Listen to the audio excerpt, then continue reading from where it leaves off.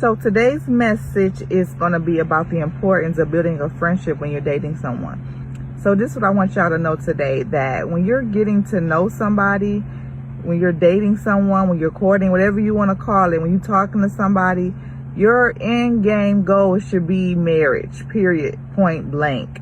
Anything outside of that mission and goal, you're setting yourself up for major heartbreak. So with that being said, we need to go into dating with the mindset that I want to really genuinely get to know this person. It is very, very hard to get to know a person when you focus on everything but getting to know them. You focus in on the kissing and the sex and the hugging and the cuddling and the Netflix and chilling. Y'all sitting up watching movies and doing all these things, getting real close and personal and intimate physically, but you're not doing enough talking. You're not doing enough getting to know that person.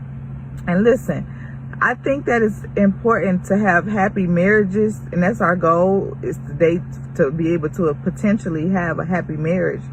It's really, really critical that you focus in on building a friendship with that person, because it's the friendship that's going to help you all to sustain for the long haul. Because there will be times in life when you two are not going to be able to have all this physical stuff. You know, if somebody is sick, or you're going to get old, or you got to understand too, people change, your bodies change. I mean, all this physical stuff is not going to last forever.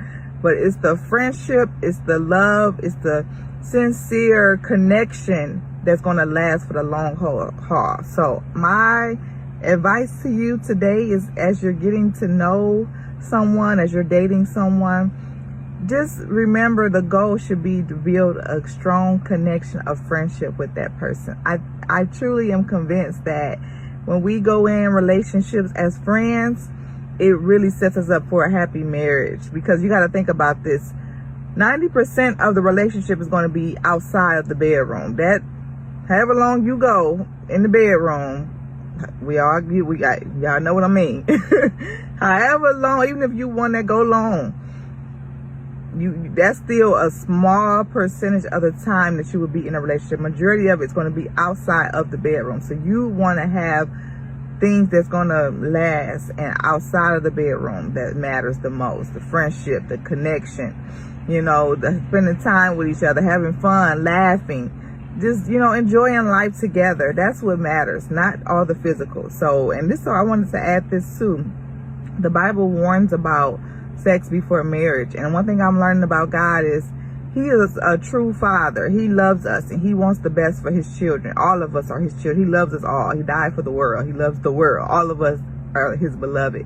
So with that being said, He gives us rules and regulations to help navigate this world so that we won't end up broken, busted, and disgusted and hurt. That's not the Lord's mission for us. So it's important to consider, why did God say wait till marriage?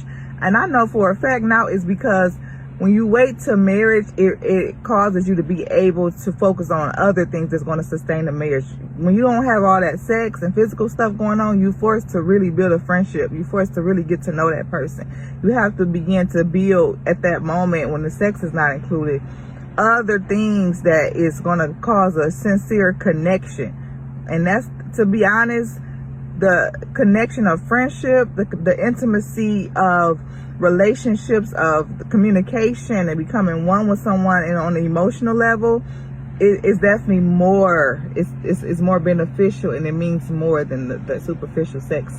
Not saying sex is not important, but just hold off to marriage for that. And if you just can't wait to marriage, don't neglect the other stuff. Sex is not love. Sex is not a connection. Because there's many people in the world who have good sex with people, but they don't know them, they don't love them, and they really strangers. They don't have that intimacy with them. It's all physical. It's all about pleasure.